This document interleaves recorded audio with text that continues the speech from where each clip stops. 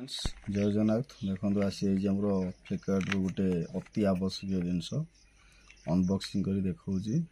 कि गोटा पीस पाखापी 10 टका लेखा ही पड़ुଛି ये किणिले आमर 20 ରୁ 25 टका पड़ गोटा पीस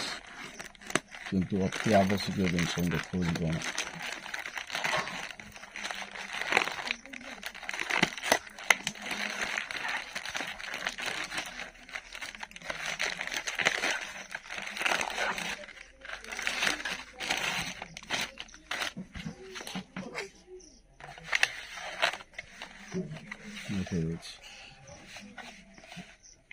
एक 2 3 4 5 6 7 8 9 10 11 12टा है गोटा पीस देख लिखाई 21 टका लेखा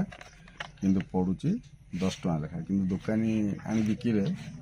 से 21 टका ही बिकी 20 टका बिकी यहाँ हूँ सब अति आवश्यक जिनस फ्लिपकार्ट किणाही आउ पाखापाखि निहाती भाव 2-3 वर्ष पूरा चलीज आउ देखा गोटे देखा क्वालिटी देखा कौन केमी अच्छी